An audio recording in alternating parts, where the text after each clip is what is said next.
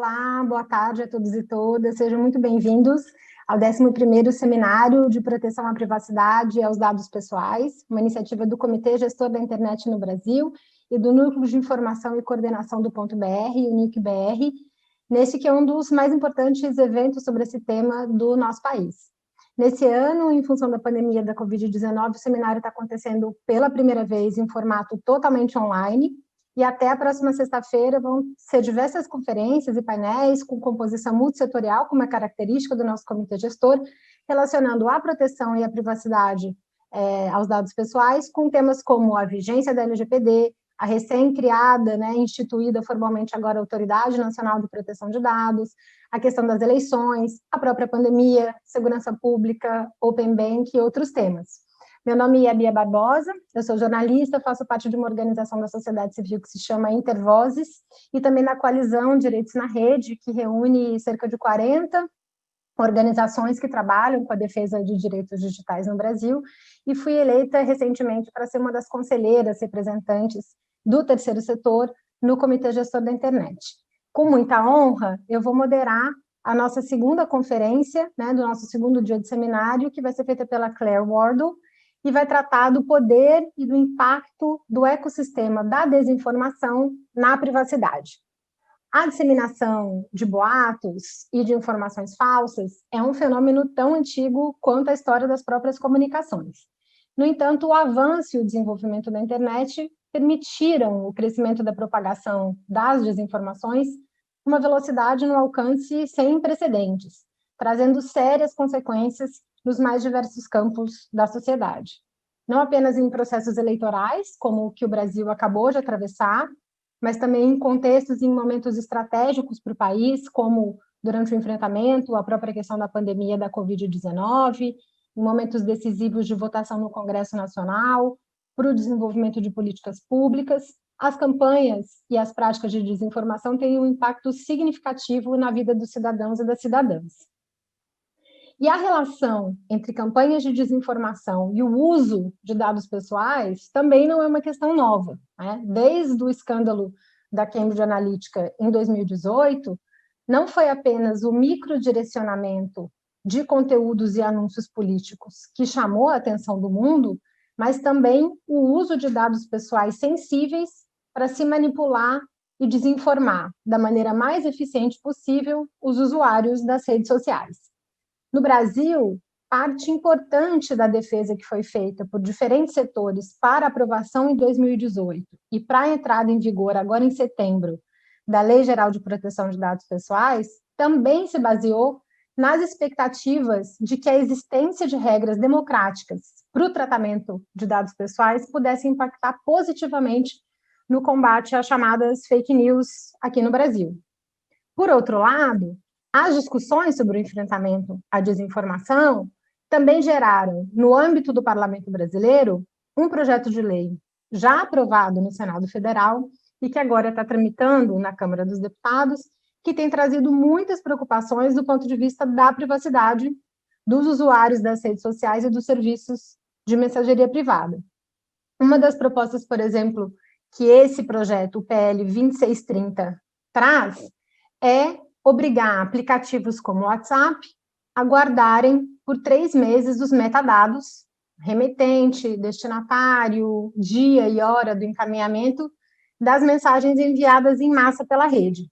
E aí o projeto define mensagens em massa como aquelas que seriam enviadas por mais de 5 usuários num intervalo de 15 dias, que alcançassem 1.000 pessoas e que fossem enviadas via grupos de conversas ou listas de transmissão. Esses registros, esses metadados, se o projeto for aprovado, poderão ser acessados mediante ordem judicial para a constituição de prova em investigação criminal e também em instrução processual penal, com o objetivo de responsabilizar o encaminhamento em massa de eventuais conteúdos ilícitos. O argumento dos defensores da rastreabilidade nos aplicativos de mensageria privada é que esse mecanismo é necessário para conter a desinformação nos aplicativos de comunicação privada. Por outro lado, há uma preocupação muito grande de que essa guarda e esse monitoramento permanente de mensagens resultem numa vigilância massiva das comunicações pessoais, colocando em risco a privacidade dos usuários. Outra previsão do projeto de lei, que está sendo acompanhado por um grupo de trabalho do qual eu participo no comitê gestor da internet, é que as redes sociais tenham que comprovar a identificação dos usuários mediante a apresentação de documentos para combater as contas inautênticas nas plataformas, que poderiam ser utilizadas para a prática de disseminação de desinformação. Os especialistas em privacidade temem que essa medida forneça ainda mais dados pessoais para as grandes plataformas digitais, num contexto de já significativa concentração de dados por essas redes. Essas e outras propostas vão ser debatidas, inclusive, hoje em detalhe, a partir das 5h30, num painel que faz parte da programação do nosso seminário, que vai tratar especificamente das medidas em discussão no Legislativo brasileiro. Na conferência que começa agora, a gente vai discutir se essas estratégias são importantes e são efetivas ou não para combater a disseminação no ambiente online. E vamos discutir como fazer isso sem violar o direito constitucional à privacidade e o direito à proteção dos nossos dados pessoais. E considerando que a Claire Wardle é uma das mais renomadas especialistas em todo o mundo no tema da desinformação e no impacto da manipulação de plataformas que funcionam com base em conteúdos produzidos por terceiros, a gente agradece muito ela ter aceito o convite para vir discutir esses temas conosco hoje no 11º seminário. A Claire é cofundadora e diretora executiva da First Draft News, uma das mais importantes organizações em pesquisa e prática de enfrentamento à desinformação, ligada à Universidade de Harvard. A First Draft trabalha com a relação entre tecnologia, teoria da comunicação e mídias sociais de massa, buscando empoderar a sociedade civil por meio do conhecimento, da compreensão de ferramentas para superar as informações falsas e enganosas. A Claire também é uma das coautoras do relatório elaborado para o Conselho da Europa, que foi publicado em 2017, intitulado Desordem Informacional, rumo a um framework interdisciplinar para pesquisa e formulação de políticas públicas, que se tornou uma grande referência para o debate aqui no Brasil. E, anteriormente, ela foi pesquisadora fellow do Shorenstein Center for Media, Politics and Public Policy, e também diretora de pesquisa no Town Center for Digital Journalism, na Escola de Jornalismo de Colômbia. Trabalhou em redações e organizações da sociedade civil de diferentes países, com formação e consultoria sobre a transformação digital. A Claire é mestre em ciência política e doutora em comunicação pela Universidade da Pensilvânia. Também é importante mencionar que ela é uma das coordenadoras do projeto Comprova, realizado aqui no Brasil em parceria com 28 veículos e organizações, e que teve a 3ª edição agora acompanhando essa etapa, o primeiro turno das eleições municipais no Brasil, realizando ações de verificação de fato durante as eleições. Então, Claire, muitíssimo obrigada por ter aceito esse convite, por estar aqui novamente com a gente, e passo a palavra para você, para essa conferência. Muito obrigada.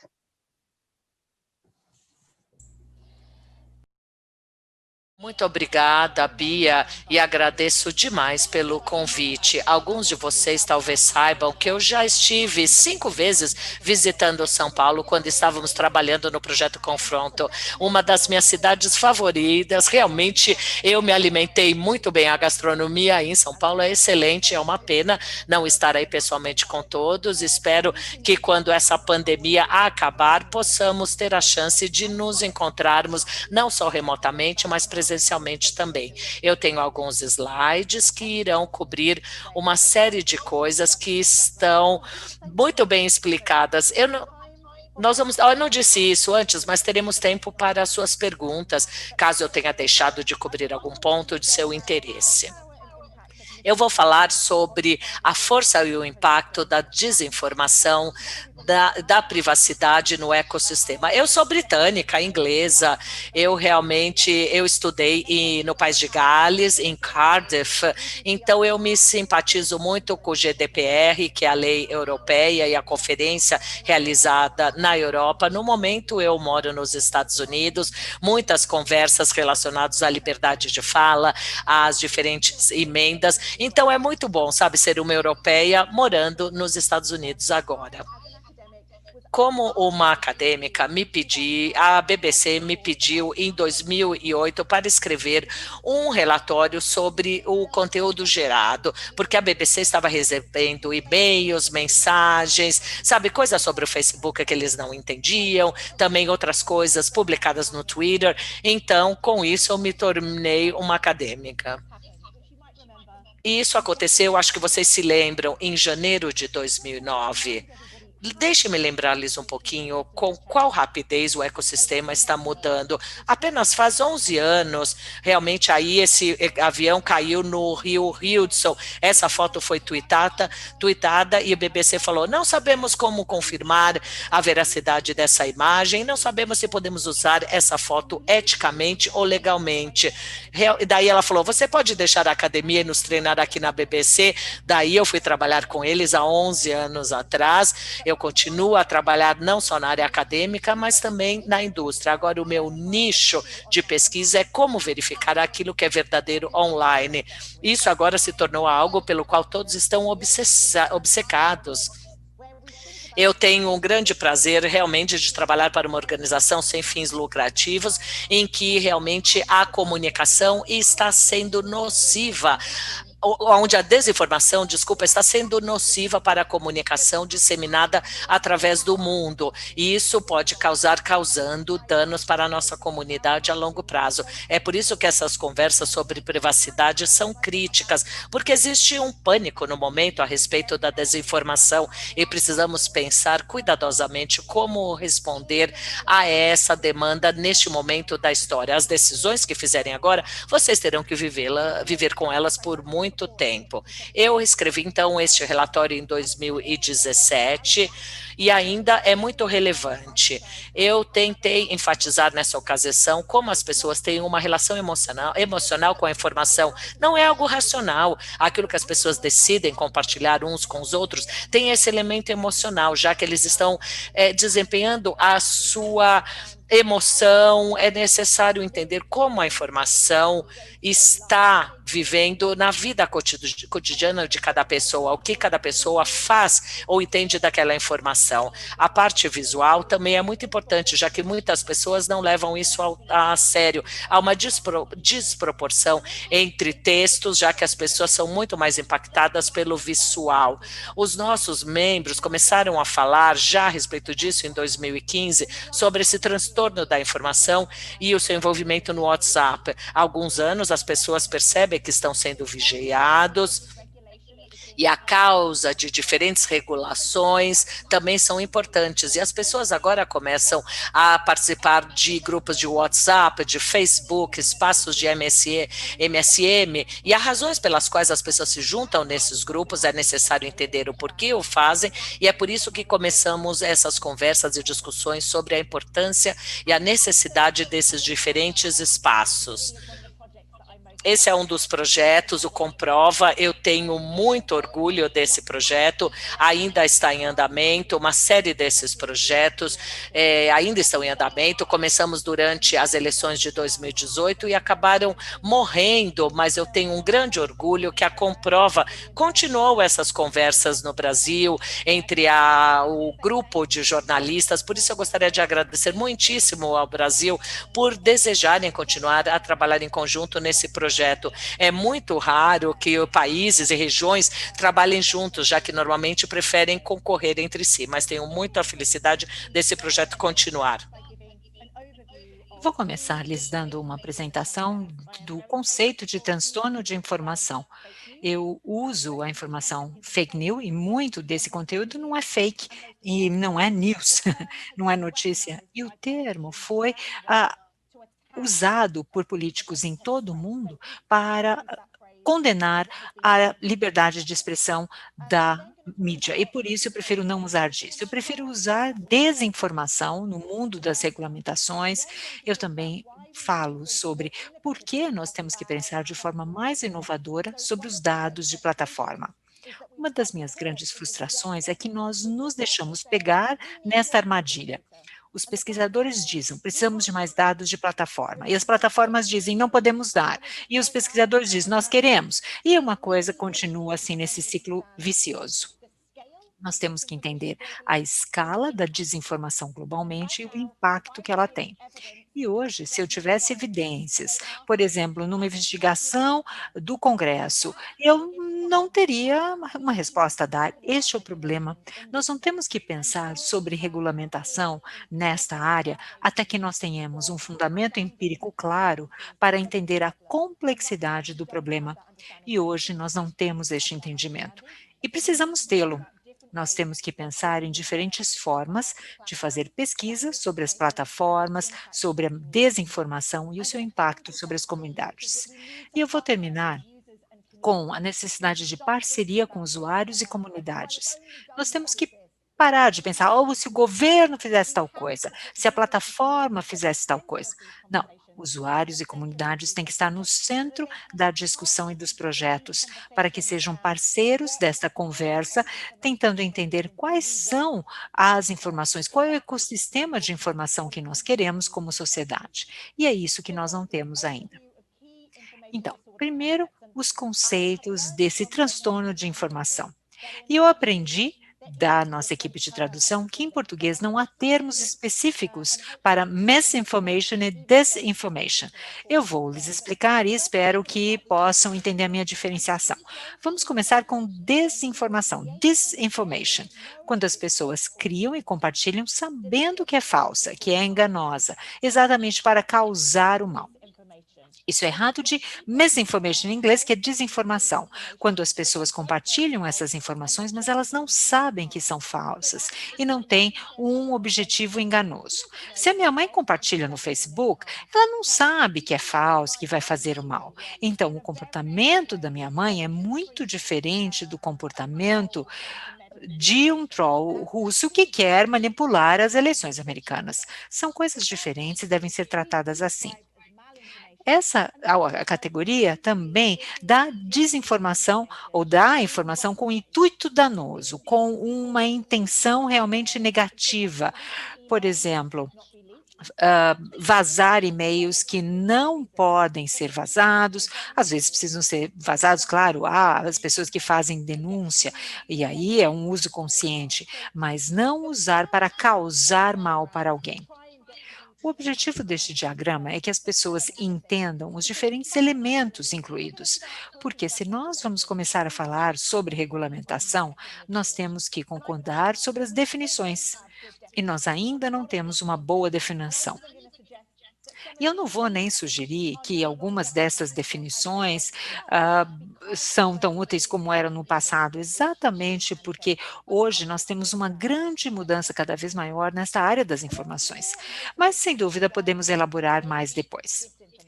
Há 4 motivações que fazem as pessoas compartilharem desinformações. A questão financeira. Há muitas pessoas criando conteúdo enganoso para ter cliques e para ganhar dinheiro. Eles criam, então, pregas, eles criam realmente informações falsas sobre as pessoas. A questão política. Pessoas que querem influenciar as eleições nos países, no exterior ou comprometer a reputação das pessoas.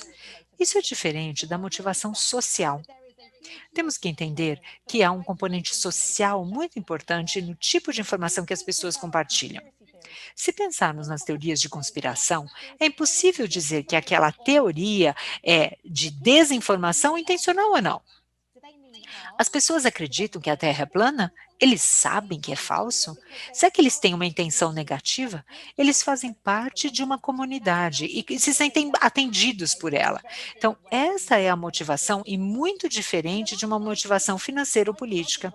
E, finalmente, nós temos a motivação psicológica. A pessoa quer ver se vai dar certo. Eu vou inventar e vamos ver se eu não vou me ferrar. Ela está ali só para brincar. Eu sei que é difícil entender essas pessoas, mas elas existem. Esses trolls domésticos, eles existem, eles querem causar um desconforto só para ver se ninguém descobre. Eles não acham que as instituições ajudam e tentam comprometer a confiabilidade das instituições. Nós temos então que entender as motivações para começar a falar sobre regulamentação. E aqui são os 7 tipos de desinformação que eu criei em 2017 para que as pessoas parassem de usar os temas de forma muito simplista. Primeiro, sátira e paródia. Ah, isso não deveria estar aí, Claire. Mas há pessoas que criam um conteúdo e dizem que é uma sátira de forma deliberada, exatamente para os fast-checkers, quem vai verificar o fato não perceber que é um erro. E, olha, o Brasil é líder na área de sátira, mas no Facebook tudo é muito parecido. E essa é uma tática que muitas pessoas usam. Depois há a conexão falsa. Então, um tipo de notícia que não combina, não é, com o que está por trás. Então, elas reforçam um boato e a gente tem que prestar atenção como isso se encaixa no ecossistema. É um exemplo também de desinformação. Um conteúdo enganoso. Essas estatísticas, esses diagramas são sempre um problema e vemos muito hoje. Este é um gráfico falando dos testes positivos de Covid-19. Não quer dizer nada se nós não soubermos qual é o número de testes que estão sendo realizados. Infelizmente, nós ainda, como jornalistas, não falamos muito sobre pesquisa e sobre ciência. Contexto falso. Isso começou a circular no começo da pandemia. É uma visualização genuína, mas sugere a disseminação do coronavírus. Mas é uma rede de voos de 2011.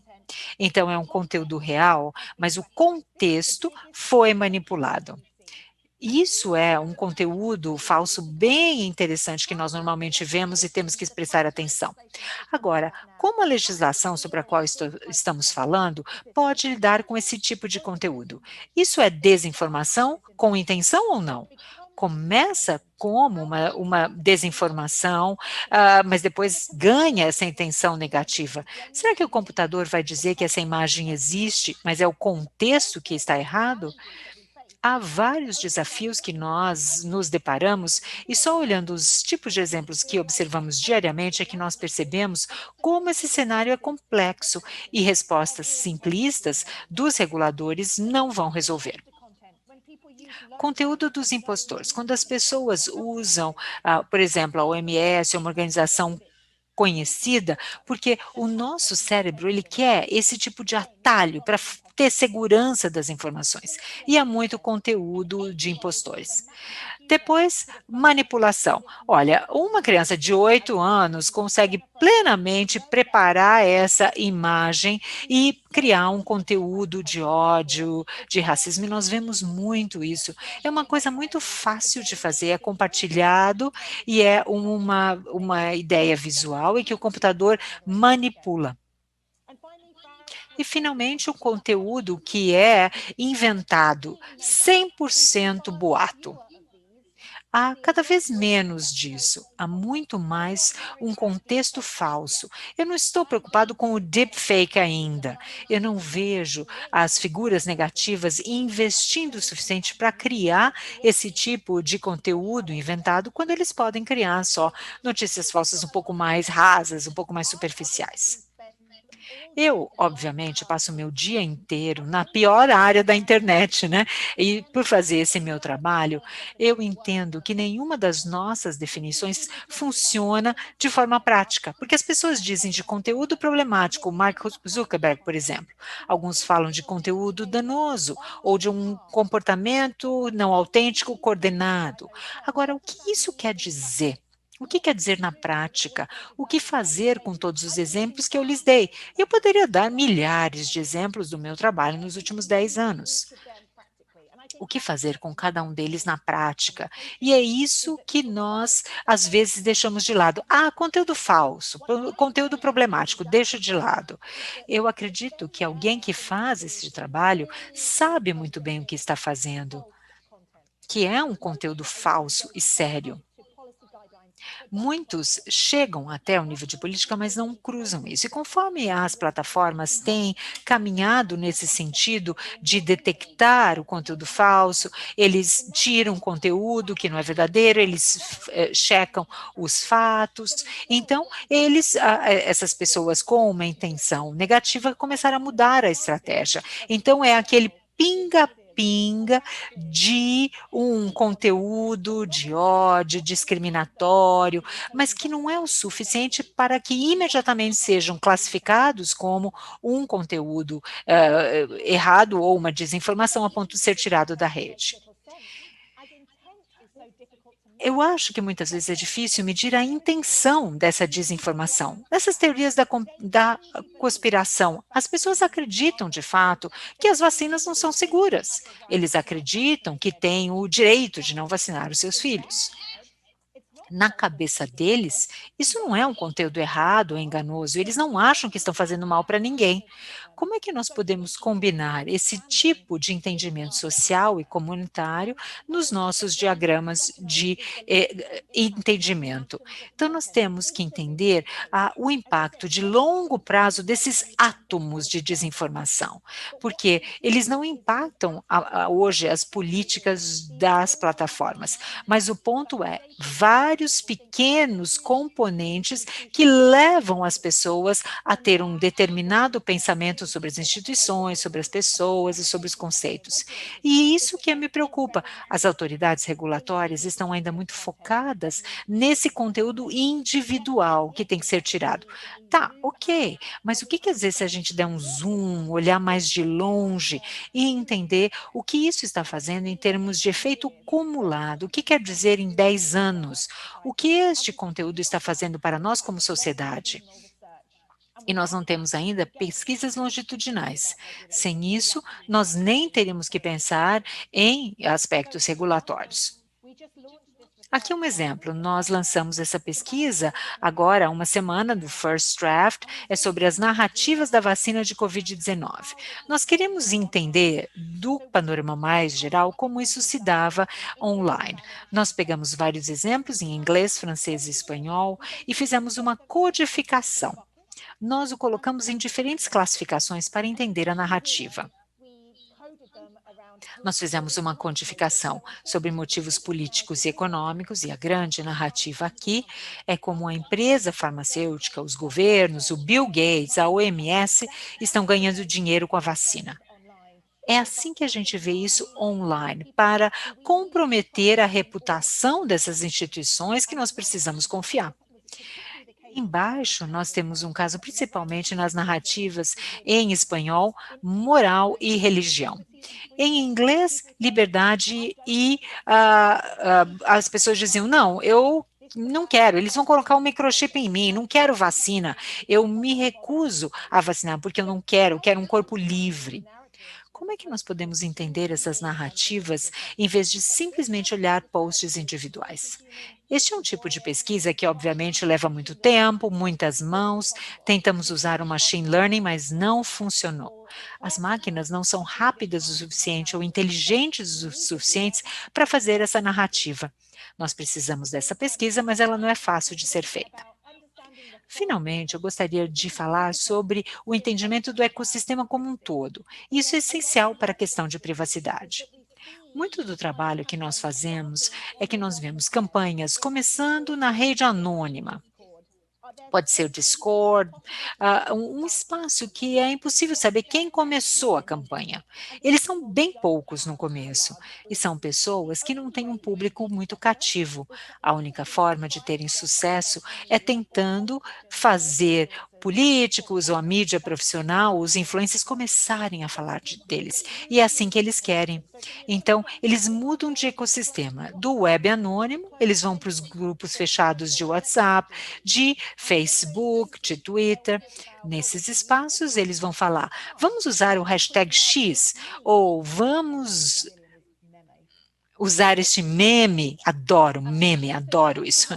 Então, eles coordenam nessas redes fechadas, depois vão para comunidades de conspiração, que estão no Pollen, no Gag, uma nova plataforma sobre a qual estamos falando, ou no YouTube, e aí a ideia é captada por pessoas da mídia social. E aí está no Instagram, Facebook, Twitter, e infelizmente é onde jornalistas, políticos ou influencers identificam este esse conteúdo e o amplificam. Às vezes, como um boato, realmente eles não percebem isso. Às vezes a mídia sabe que é falsa e aí faz uma matéria, mas ao fazer uma matéria de forma irresponsável, isso dá oxigênio e legitimidade ao boato. E eu reúno tudo isso para mostrar aqui, porque se do ponto de vista da autoridade regulatória, se focarmos só uma plataforma, nós estamos perdendo a forma como essa informação passa no ecossistema.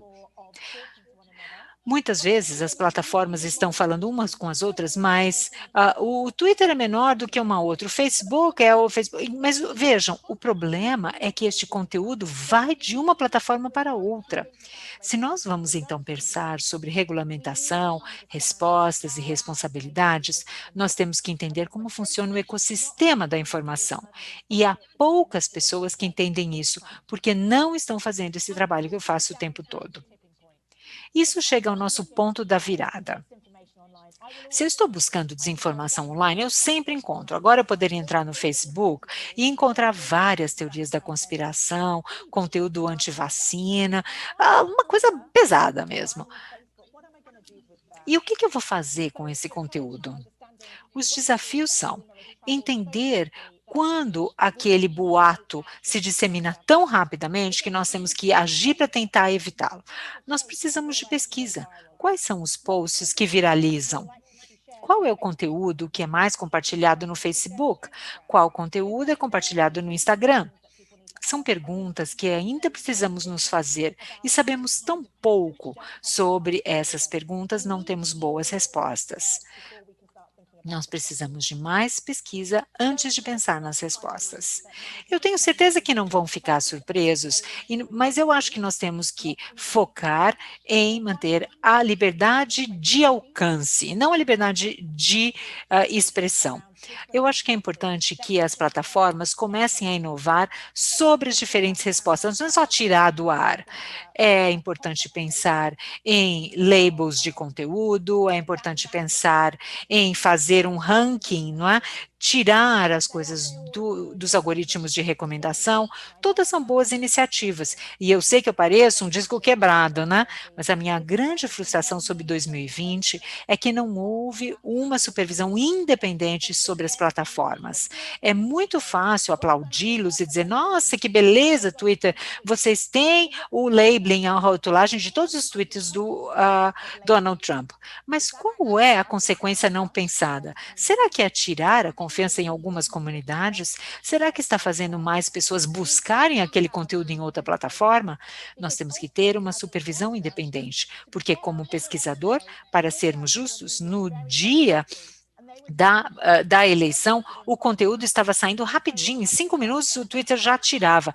Então, como pesquisador, eu falei, nossa, não consegui nem arquivar ainda. Então, eu nem posso falar sobre os diferentes tipos de desinformação que circularam no dia da eleição nos Estados Unidos, porque eu não tenho meu arquivo, porque no Twitter eles tomaram decisão super rápido de tirar, e não há, então, arquivo, não há transparência, eu não sei nem porque eles tomaram essa decisão. Sim, nós estamos de fato indo em direções e que precisam ser supervisionadas e não dá apenas para aplaudir intervenções, se não reconhecermos que elas são intencionais. Olha, então aqui a desinformação ao redor do globo. Acho que esse mapa não foi atualizado recentemente, mas ele cria essa tentativa das diferentes regulações acontecendo pelo mundo. Alguém sabe que se alguém souber que há uma atualização, me diga. Por favor, eu faço parte desse comitê europeu desde 2018, março, e o que me fez reconhecer foi qual pouco sabemos a respeito do espaço. Eu percebi que eu não sabia muito a respeito do espaço, especialmente sobre o tipo de discussão que estava acontecendo, não baseado simplesmente naquilo que as pessoas achavam ser uma boa coisa. Eu não consegui ouvir conversa suficiente sobre microsegmentação, microalvo, armamentos. Eu ouvi uma desproporção de confiabilidade em checagem de fatos depois da informação já ter sido circulada e não notei conversas, discussões suficientes a respeito de campanhas coordenadas, formas pela qual todo o sistema ele é voltado para esse tipo de armas e a forma ou a rapidez pela qual as pessoas querem tomar ação e uma falta empírica de uma estrutura, uma base dessas conversas. E é isso que realmente me deixa tão preocupada sobre o nível, o patamar em que nos encontramos hoje. A Alemanha, ela se moveu muito rápido ali em 2017 em resposta à desinformação e agora estão revisitando o assunto, porque sabem que é algo problemático, que tem um efeito agravante no discurso. As plataformas que nós estamos baixando ou usando, elas precisam de mais fala, de mais discussão, e por isso precisamos ser extra cuidadosos, especialmente países como a Alemanha, que precisam ser muito cuidadosos, porque a Turquia, ela emula aquilo que a Alemanha está fazendo, e precisamos nos preocupar com outros países. Se a Alemanha conseguiu, nós também podemos conseguir. Eu acho que devemos ser muito rápido. A resposta de 2016, com os resultados do Brexit, com a questão da Filipinas, resultado das eleições americanas, e ainda não sabemos o suficiente. Semelhantemente, Singapura apresentou uma legislação muito problemática, alguns discordam ou não, e agora eles reconhecem que a coronavírus está os colocando a teste, porque o governo e as plataformas estão pedindo que eles realmente utilizem a plataforma para conteúdo, já que acham que o governo da Singapura não fez o seu trabalho. Esse é um outro caso de como pode ser grave toda a situação se não conseguirmos levar a cabo todas essas questões e aumentar a discussão. Eu não vou falar sobre a sua regulação, porque eu sei que há outras pessoas aqui que fazem parte desse 11º seminário que são mais empoderados para fazê-lo, mas quando eu fiz uma pesquisa sobre aquilo que estava acontecendo nos diferentes níveis da legislação e da Constituição brasileira, isso me fez pensar sobre aquilo que é prático, e aqui é uma citação do ponto de vista prático, qual é a mensagem que é originada na plataforma que precisam ser rastreadas pelos legisladores. Então, nem todas as mensagens são rastreáveis, porque elas têm a chance de se tornarem virais. Isso foi publicado no CDT. Então, a gente não sabe qual o potencial do que pode ser viral. Há muitas coisas que fazem senso a partir da perspectiva governamental, mas uma vez que você considera como tudo isso pode funcionar na prática, daí sim, isso é bem problemático. Muitos jornalistas me falam, por que o WhatsApp tem esses ad labels? Porque ele é codificado, mas há muitos reguladores, muitos jornalistas que não dedicam tempo suficiente nessas plataformas para entender como elas funcionam, e aí é que está o problema real. Estou chegando no finalzinho da minha palestra, mas para falar sobre escala e impacto, o que é necessário fazer? Precisamos de maneiras mais inovadoras de pensar a respeito da coleta de dados e métodos de pesquisas. Este é um gráfico muito ruim, peço desculpas, mas eu estava trabalhando nessa ideia no domingo. Em cada um desses espectros, nós temos o fato de que precisamos o quê? De plataformas para dados?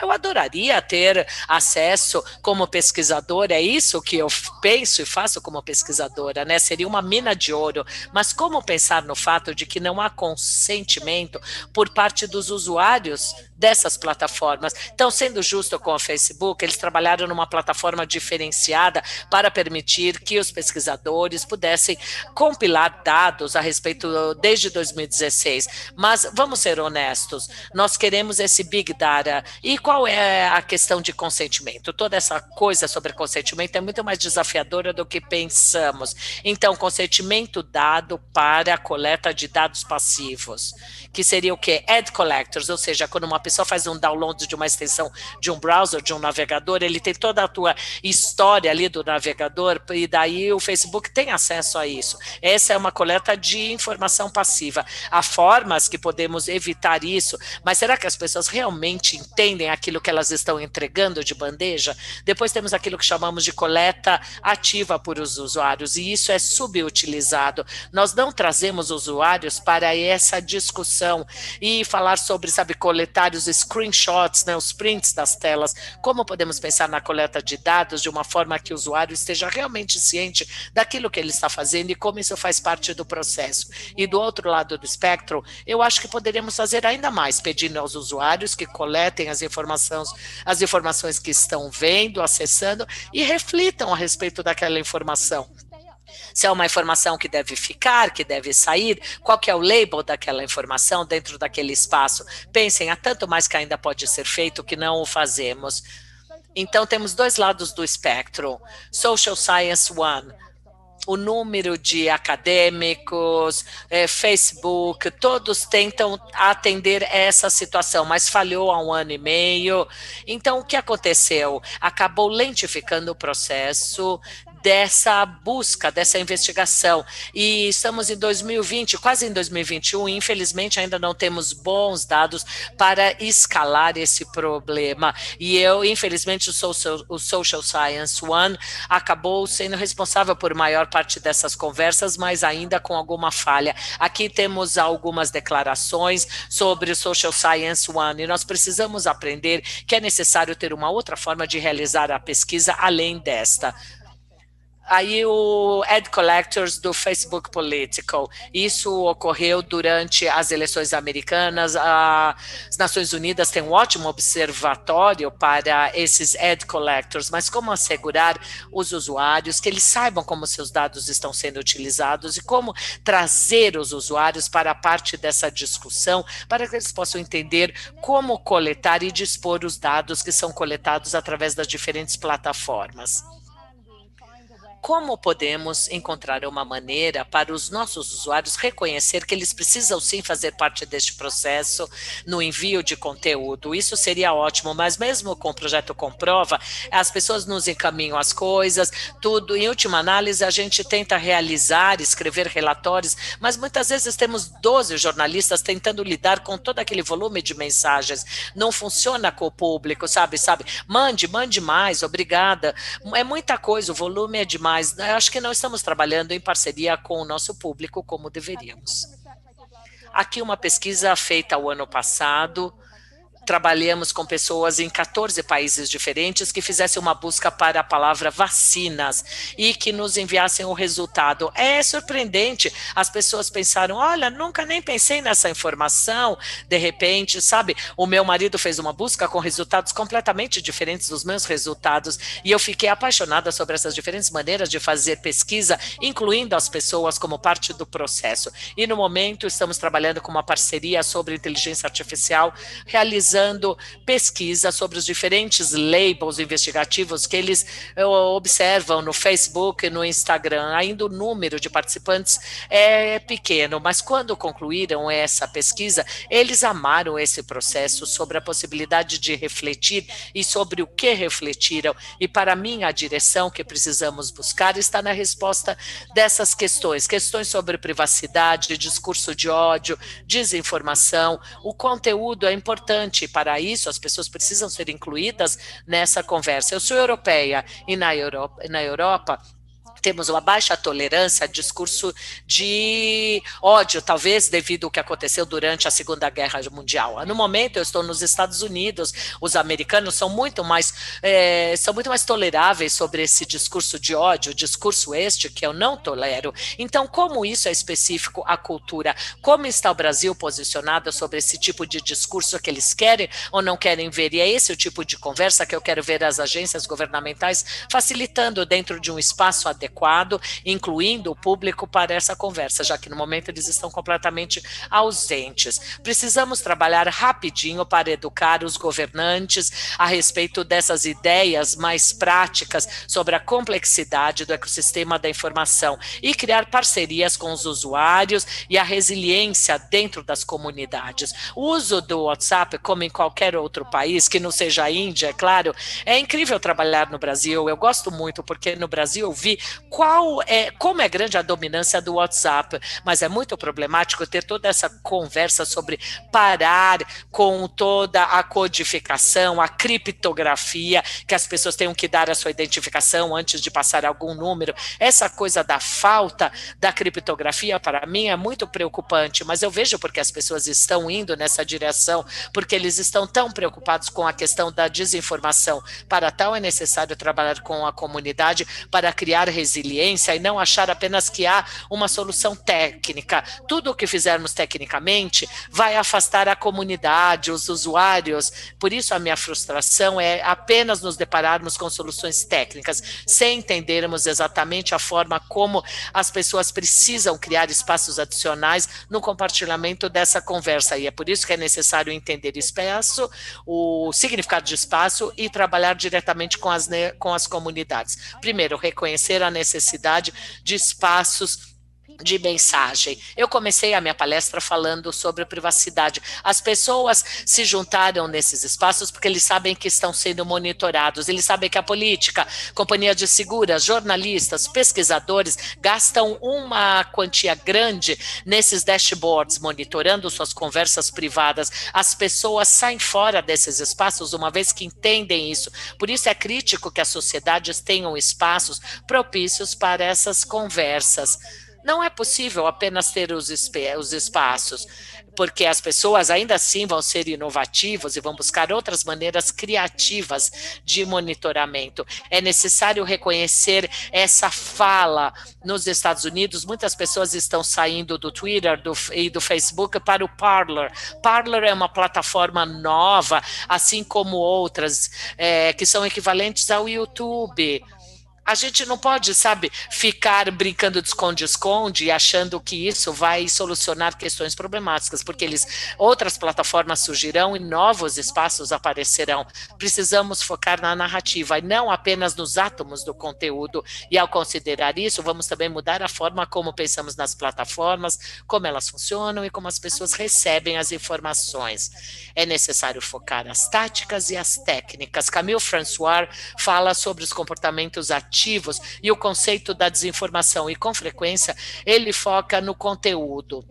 Esse conteúdo precisa ser banido, precisa estar incluído, e como pensar nisso e como comunicar isso aos diferentes públicos. Há um ótimo trabalho sobre essa ideia da teoria da inoculação, que na verdade ensina as pessoas as táticas e as técnicas. Com isso as pessoas conseguem muito mais provavelmente identificar a desinformação. Essa é uma pesquisa do John Cook que diz: eu acho que a explicação da técnica de desinformação é completamente neutralizada pela influência da desinformação, sem mencionar especificamente a desinformação. Ele conclui dizendo: seja você conservador ou liberal, ninguém quer ser destruído por essas técnicas de engano. É necessário, para tal, entender todas as formas pelas quais eles podem ser manipulados dentro do espectro político e outros. Então, como focar técnicas, táticas e comportamentos e não apenas só no conteúdo. Eu vou mostrar para vocês agora um vídeo muito curto, na verdade, de 3 semanas atrás. Na verdade, esse é o John, que tem o podcast número 1, e ele apresentou Alex Jones sobre a teoria da conspiração. E o que ele notou neste vídeo é que eles falam sobre a vacina da poliomielite na África, e o Alex Jones diz: traga isso para o Google, faça essa busca, e daí as pessoas começaram a googlar, e daí encontraram aí os seus resultados. É necessário entender que o público, ele está dentro da rede, e sempre vai fazer sentido essa informação de uma forma ou de outra, e quando os reguladores pensam nesse sistema de cima para baixo, apenas visando a transmissão, eles deixam de lado a compreensão sobre como a comunidade tem essa percepção da informação, reformatando, recompartilhando conteúdo entre si, para que eles possam fazer parte ou sentido dentro deste mundo.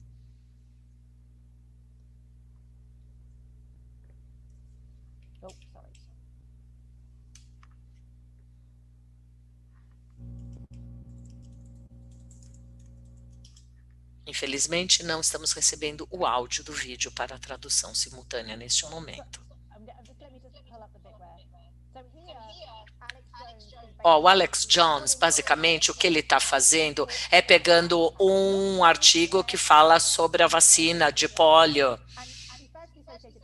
E para fazer parte dessa associação de jornalismo, o problema aqui é a manchete do artigo, que acabou sendo invadido pelas pessoas que fizeram uso dessa manchete para trazer o contexto. E é isso que precisamos entender. As pessoas estão criando informações de maneira sensorial, não dá para pensar isso de uma maneira mais abrangente. E as pessoas que pensam numa informação, infelizmente, ainda pensam de uma maneira linear, apenas de cima para baixo. Não dá, é necessário entender e trabalhar e perceber a informação a partir de uma comunidade de rede. Quando eu estive no Brasil e falamos sobre Comprova, eu falei, e esses grupos de WhatsApp, como vamos garantir que estamos incluindo informação de qualidade dentro aí da comunidade de WhatsApp? E os jornalistas falaram, não podemos criar grupos de WhatsApp, porque isso é ativismo. Ok, os jornalistas estão certos, porque jornalismo funciona de uma maneira maior a partir da transmissão. Então, como criar aquela informação de qualidade que queremos para que ela transite dentro de um ambiente de rede? E, por fim, é necessário incluir a comunidade no centro de qualquer intervenção que seja. Eu tive um call com uma pessoa que fala sobre esses movimentos anti-vacinas. Precisamos de publicidade, precisamos de muito zoom, de todos falando sobre isso. Ok, mas também precisamos treinar os líderes da comunidade e sobre esse modelo da comunidade em que vamos trazer as pessoas para considerarem a vacina e a importância da vacina para driblar o Covid-19. E tudo isso é muito problemático quando consideramos uma série de conversas. Eu não vou mostrar esse vídeo apenas para que vocês assistam o meu TED Talk, mas apenas para dizer que há intervenções maravilhosas e pessoas fazendo maravilhas no tópico da desinformação global, mas em nenhuma dessas discussões temos representantes do governo. Então, para que alcançamos a solução, é necessário criar partes da comunidade e representantes do público e dos usuários para entender como eles podem fazer parte, reestruturar a comunicação no ecossistema, ao invés apenas de uma abordagem paternalista voltada para regulações que estão muito mais voltadas para a falha do que para o êxito. As plataformas, então, criaram realmente um pântano de consequências inesperadas, já que elas trabalham com tanta rapidez. E eu deixo vocês falando que os governos e aqueles que trabalham no espaço da qualidade da informação estão ocorrendo em erros semelhantes, buscando a falha na compreensão dessas diferentes formas de liberdade de expressão e acabam sendo ameaçados por essas formas impossíveis de reparo. Infelizmente, as pessoas não reconhecem o que estão fazendo e qual prejudicial isso pode ser. Então, eu concluí agora os meus slides e abro para suas perguntas, caso tenham alguma. Muito obrigada, Claire. Excelente. Acho que você traz uma série de questões novas para a gente pensar nesse cenário, e fiquei muito feliz de te ouvir trazer, no início da sua apresentação, a preocupação que é necessária da gente ter com o ecossistema da desinformação, principalmente num contexto em que a gente vê crescendo tanto, não só no Brasil, mas em vários países do mundo, na Europa, nos Estados Unidos também, iniciativas de se tentar acabar, por exemplo, com serviços de mensageria privada baseados em criptografia, supostamente para se enfrentar essas campanhas de desinformação. Então, fiquei muito feliz de te ouvir trazer, como uma especialista do tema, o quanto que não adianta você atacar o problema com base numa tecnologia específica, entendendo que a criptografia é fundamental para a garantia das comunicações privadas e para a garantia da credibilidade desses serviços, né? E que as campanhas de desinformação e que as práticas de desinformação certamente encontrariam outro caminho para circular no ambiente digital, e daí a importância da gente enfrentar esse debate olhando para esse ecossistema como um todo e também para as mudanças culturais que precisam ser feitas, né, para o enfrentamento cultural que precisa ser feito junto à população. Então, te agradeço muito por isso. A gente recebeu muitas perguntas, eu vou fazer aqui elas em 2 blocos, te peço, se você puder ir tomando nota das questões, para a gente poder fazê-las em bloco aqui, e vou abusar do meu papel de moderadora, vou abusar do meu papel de moderadora aqui no início também, para eu fazer uma primeira pergunta. Acho que foi muito interessante esse gráfico que você falou que você começou a trabalhar no domingo sobre acesso a dados para efeitos de pesquisa para o enfrentamento à desinformação, mas eu queria te ouvir também sobre como você acha que a gente pode enfrentar o uso de dados pessoais que é feito pelas plataformas para o direcionamento de conteúdo, nesse contexto de combate à desinformação, ou seja, voltando ao exemplo que todo mundo conhece da Cambridge Analytica, como que é possível a gente limitar, de alguma maneira, o uso de dados pessoais, principalmente de dados sensíveis, como opinião política, orientação sexual, raça, né, religião, e que são muito efetivos quando você direciona conteúdo para gerar dano e para gerar desinformação. Então, eu queria te fazer essa primeira pergunta e te trazer 2 primeiras aqui do nosso público. Elas são bem próximas. E a gente está com tempo bastante aqui para fazer as perguntas, então podemos responder com calma. Uma delas diz o seguinte: como você mencionou, não temos a definição exata para o que estamos enfrentando hoje. Quais elementos você considera que precisamos levar em conta para acertar o combate à desinformação? E a outra pergunta que é bastante próxima dessa como pesquisadora, existe um parâmetro que você considera adequado, que o Brasil deveria prestar atenção para basear suas iniciativas de combate à desinformação? A gente começa com essas e depois a gente faz um outro bloco. Obrigada.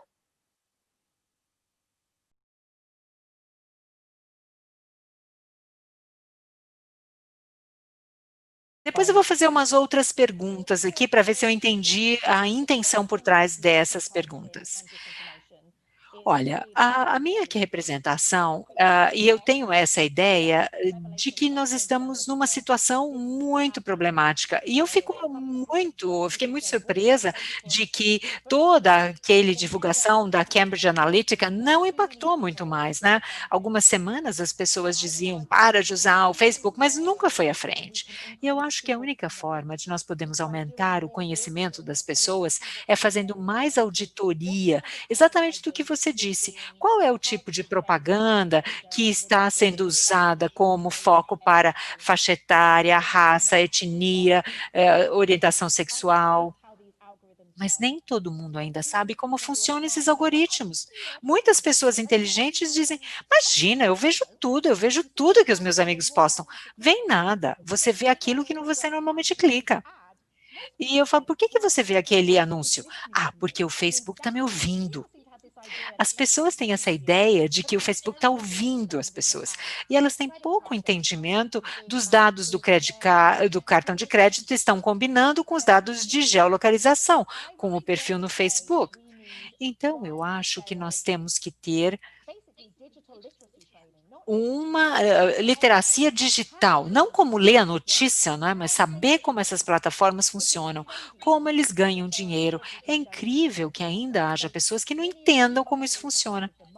Muitos já devem ter ouvido falar do Markup, que é um site da Julia Engel nos Estados Unidos. E eles fazem investigações incríveis em que fazem auditoria dos algoritmos, auditoria das campanhas de anúncios e mostram por que as coisas estão sendo distribuídas para tais pessoas.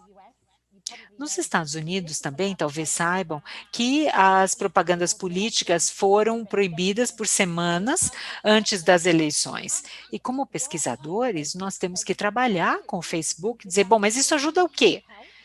Ajudou de fato Será que diminuiu realmente a complicação? Será que mais pessoas foram voltar por causa disso? Quer dizer, os problemas são tão complexos que, do ponto de vista pesquisa, é difícil saber quanto desses dados realmente e essas desinformações são microsegmentadas.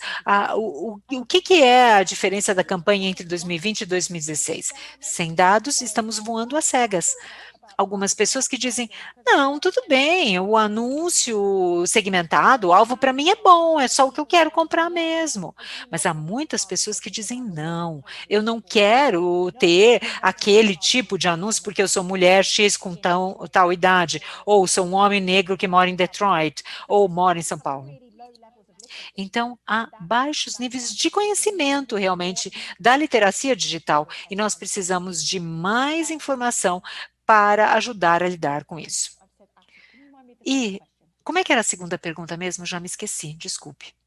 Imagina, a segunda é se existe um parâmetro que você considera adequado para basear as iniciativas do Brasil no combate à desinformação. Acho que quando a pessoa está perguntando sobre parâmetro, é no sentido de entender caminhos adequados para o enfrentamento à desinformação, considerando aí que a gente está tratando de um fenômeno em que ainda há uma discussão sobre a própria definição dele no contexto regulatório.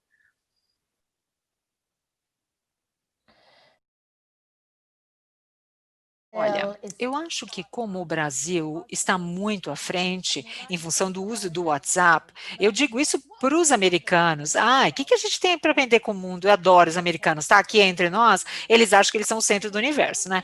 E eu falo, olha, vão ficar lá no Brasil um pouquinho, vão ficar na Índia, e vocês vão entender como short message e o WhatsApp começaram a impactar a América e a Índia. Nós vimos isso em 2020. Eu adoraria ver o Brasil realmente ser inovador em termos de pesquisas para entender como a desinformação impacta as diferentes comunidades. Como é que você pode fazer uma pesquisa quando você coleta na comunidade as informações e os faz pensar sobre essa informação? O Brasil, assim como os Estados Unidos, está super polarizado e é difícil separar, né, a desinformação da polarização, porque quando você tem ecossistemas de informação em que metade da população assiste uma coisa e metade da população assiste outra, e não há intersecção, além dos grupos de WhatsApp, isso é um problema. E há famílias que foram separadas, que brigaram, há várias questões no Brasil muito semelhantes àquelas nos Estados Unidos. Eu acho que se o Brasil pudesse liderar isso, entender o que quer dizer ter um público específico em que essa comunicação para a par é tão importante, eu acho que vocês estão muito à frente disso. E eu me preocupo que algumas das regulamentações no Brasil não reconheçam isso. Vocês têm uma grande oportunidade de entender um comportamento que é o mais avançado no mundo. Os Estados Unidos, daqui a 5 anos, serão como o Brasil em termos de comunicação. E eu sei que é difícil, claro, porque há muito medo também sobre a desinformação e as pessoas querem agir, mas eu acho que a melhor forma de agir hoje é pesquisa, trabalhando com as comunidades que usam essa tecnologia. Obrigada, Claire. Vou fazer um segundo bloco de perguntas aqui, que tem a ver um pouco com o papel das plataformas no enfrentamento à desinformação. Uma delas, que veio da nossa audiência, diz o seguinte: considerando que muitas notícias falsas são veiculadas pelos serviços privados de mensageria e pelas redes sociais, como você vê o papel e a responsabilidade dessas grandes empresas? Lembrando, por exemplo, que a gente tem no Brasil o Marco Civil da Internet, que diz, no seu artigo 19, que a responsabilidade por conteúdos gerados por terceiros é de quem gerou esses conteúdos e só seria responsabilidade, só haveria uma corresponsabilidade dessas plataformas a partir do momento que elas recebessem uma ordem judicial para a remoção desse conteúdo e não os removessem, né? Então, tem todo um debate em torno do enfrentamento à desinformação no Brasil e se o Marco Civil seria ou não um impedimento para esse enfrentamento. Uma segunda pergunta também fala: Você citou, por exemplo, na sua apresentação, tanto a rotulação de conteúdos pelas plataformas, como a derrubada de alguns conteúdos com base nos termos de uso dessas plataformas. E aí a gente recebeu uma pergunta que diz: colocar as big techs para verificar fatos não gera um risco, não vai necessariamente gerar um risco de parcialidade na verificação desses fatos? Lembrando que nem todas as plataformas trabalham com organizações de verificação de fatos independentes para fazer essa checagem. Então, deixar esse bloco primeiro sobre, esse segundo bloco de perguntas com o papel das plataformas, para te ouvir sobre isso.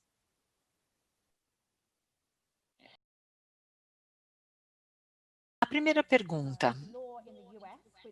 A lei americana é a seção 230, que é essa mesma ideia que vocês têm do marco regulatório. Então, as plataformas não são responsáveis pelo seu conteúdo. Eu acho que eles estão todos escondidos atrás dessa cláusula, sabe? Dizendo, não é nossa culpa. Ao mesmo tempo, eu não quero mudar, né? E dizer que as plataformas são responsáveis por tudo, porque se nós fizermos isso, nós vamos voltar ao efeito sobre a restrição de liberdade de fala e de voz. Agora, são plataformas ou são realmente uma forma de publicação? Eles são uma forma híbrida e nós temos que ter uma regulamentação que responde a este novo meio de comunicação que é uma plataforma.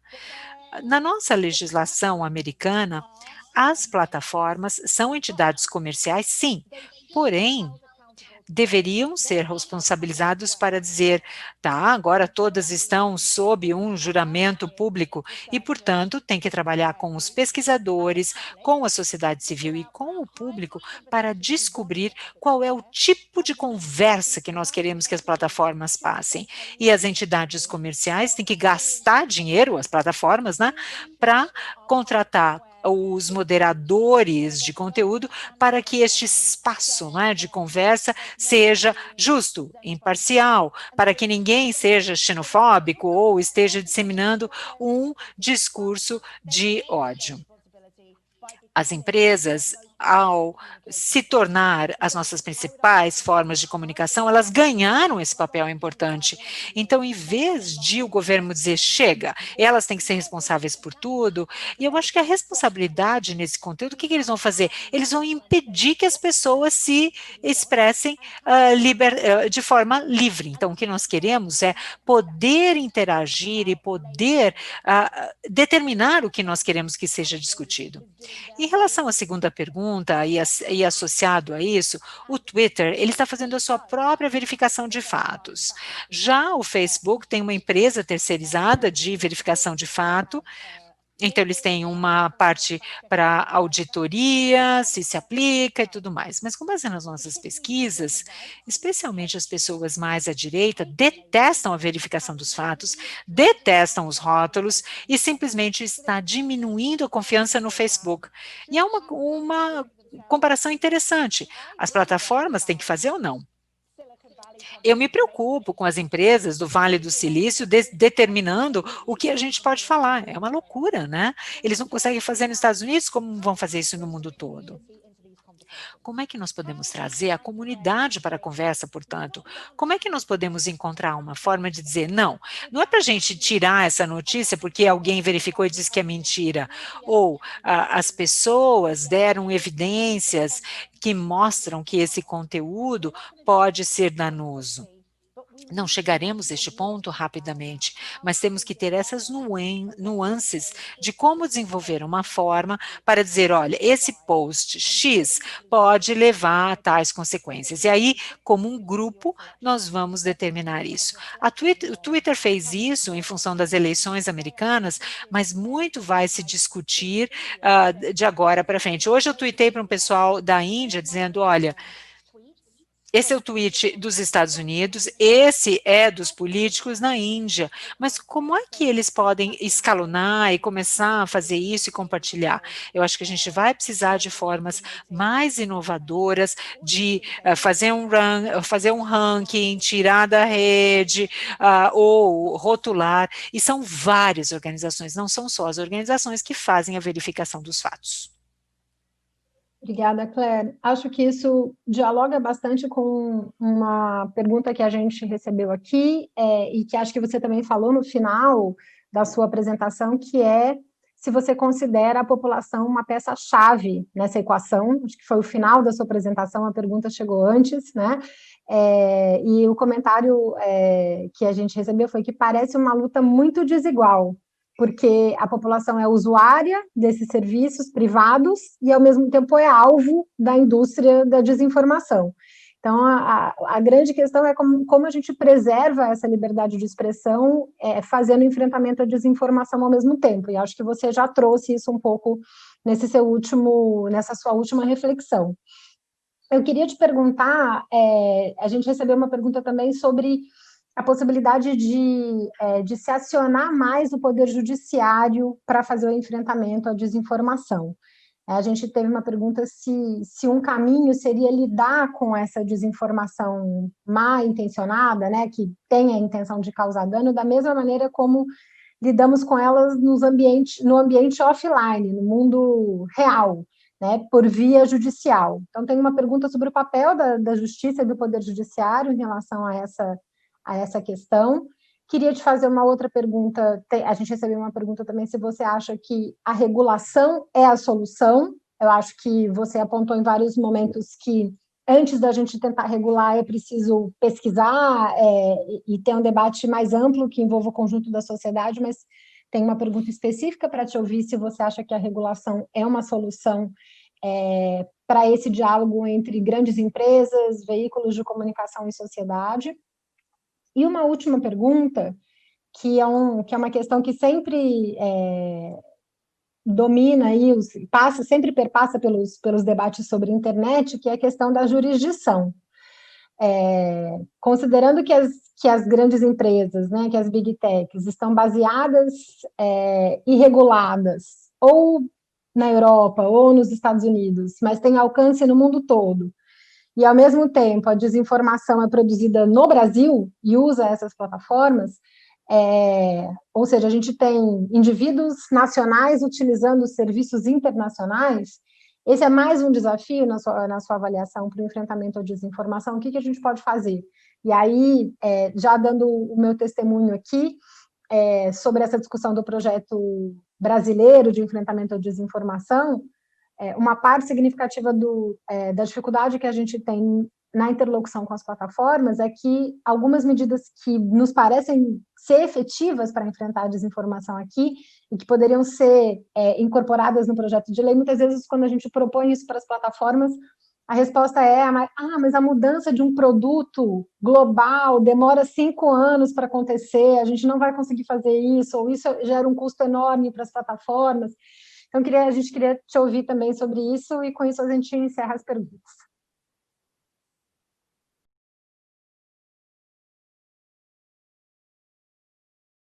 Essa pergunta, então, sobre os projetos e as leis, voltam àquelas 4 motivações que eu já mencionei. Se as pessoas estão usando a internet para ganhar, para ter recursos financeiros, eu acho que é isso que devemos lutar contra. Isso deve, de repente, quebrar. Essa lei não deve ser passada se tivermos, por exemplo, conteúdo imposto e nós temos leis sobre direitos autorais e outras coisas. Isso me deixa muito desconfortável, pensar em trazer o poder judiciário para esta questão, especialmente porque nem todos os países, judicialmente falando, são independentes. Então, seria difícil ter uma única resposta que se aplicasse a todas as regiões. Por exemplo, na África do Sul, eles têm regulações em que as pessoas que compartilham essa informação podem até ser presos. Isso me deixa muito nervosa, sabe? Será que eles sabem o que é falso? Isso é intencional ou não? Seria meio difícil fazê-lo. Mas há exemplos de desinformação em que temos evidências de que as pessoas estão coordenando para ganhar dinheiro, para intervir na reputação de alguém ou para ganhar uma eleição. Daí sim, eu acho que deveria haver uma estrutura legal para isso, mas tudo isso deve ser trabalhado realmente com cuidado devido intenções que sejam intencionais. Agora, talvez haja evidências ou não evidências dúvidas o suficiente sobre alguém criando um conteúdo intencional? Voltando à sua pergunta sobre apenas as leis, é claro, a minha resposta é não. Eu realmente apoio a resposta da sociedade como um todo. Precisamos mais das plataformas, mais dos governos, mais dos educadores, mais da sociedade civil, mais da academia e, é claro, ter o público apoiando tudo isso. O problema, entretanto, é que as pessoas buscam soluções rápidas. Eu participo de uma conferência que falamos sobre alfabetização digital ou da mídia por 4 anos e as pessoas falam, não, isso vai levar muito tempo, 4 anos? Não, precisamos que o Facebook mude o seu algoritmo. Mas é muito complexo ter apenas uma única solução. Na verdade, levará 30, 50 anos toda a resposta da sociedade e ainda vai ser mais complexo devido a toda essa questão das diferentes localidades, jurisdições. O Brasil precisa ter o seu direito de lutar contra os seus desafios e os desafios do Brasil são diferentes do Reino Unido, da Nigéria, dos Estados Unidos, diferentes também da Nigéria. As plataformas querem apenas uma solução escalável, que possa ser escalonável, melhor dizendo. Eles querem que tudo tenha a sua escalabilidade, que seja simples. Querem a coisa bem simplista para ganharem mais. Agora, a forma como o Brasil pensa sobre o discurso é diferente da forma como os Estados Unidos o pensam. E tudo isso tem a ver com as suas questões culturais. Por isso, também precisamos responder a essas perguntas sobre as questões culturais. Os brasileiros precisam ter uma conversa daquilo que é pertinente a eles, assim como os britânicos. Mas as plataformas não querem isso, por isso é necessário gerar pressão sobre elas. Ontem, Jack Dorsey e o Mark Zuckerberg disse, mostraram evidências há 2 semanas atrás e 4 semanas atrás. Será que eles apresentaram evidências para o tribunal brasileiro? Não o fizeram, tampouco para o parlamento inglês ou indiano, apenas ali nos Estados Unidos. Então é insano que os presidentes dessas empresas não estejam confortáveis com os governos das empresas diferentes que devem fazê-lo da sua forma. Nós sabemos que no Brasil o tanto das pessoas que trabalham para o Facebook são pouquíssimos brasileiros. Eu não sei se há representantes no WhatsApp do Brasil. Eu sei que tem uma pessoa da Índia. E cadê os representantes dos outros países? Quando falarmos sobre jurisdições, se tivermos o maior número de representantes reportando-se ao Vale do Silício, teríamos uma diminuição no volume desses problemas. E as plataformas estão sendo muito danosas nos Estados Unidos e há empresas americanas falando a mesma língua e o dano que essas plataformas estão realizando na Etiópia, estão fazendo na Etiópia, no Brasil, em outras regiões, é um dano extraordinário. E não há uma forma de evitar essa abordagem linguística e cultural dentro das plataformas, e isso seria necessário. A questão da jurisdição é incrível, e como que você vai pressionar essas plataformas e falar, olha, você vai ter que contratar 3.000 brasileiros para trabalhar na sua plataforma, eles não vão nos ouvir e tampouco vão fazer, então este é um problema gigante. Obrigada, Claire. Você traz mais um elemento fundamental que para mim, enquanto representante aí do terceiro setor no Comitê Gestor da Internet, a importância da mobilização da sociedade civil nessa pressão por mais transparência das plataformas e por respostas mais ativas. Eu tive a oportunidade de participar recentemente de uma pesquisa que o Intervozes, que é a organização em que eu atuo, fez justamente sobre os mecanismos adotados pelas plataformas para combater a desinformação aqui no Brasil. E a gente vê o quanto que essas ações são pontuais, são reativas, são desorganizadas e não são estruturadas enquanto parte das políticas das próprias plataformas. Isso dificulta, inclusive, você medir a eficácia, se essas medidas de fato estão trazendo resultados para o enfrentamento à desinformação, e dificulta, inclusive, o usuário saber o que ele pode fazer dentro da plataforma ou não. E acho que você traz elementos importantes para esse debate. Eu queria te agradecer muito, passar para as suas considerações finais, agradecendo mais uma vez a rica contribuição que você trouxe para esse debate.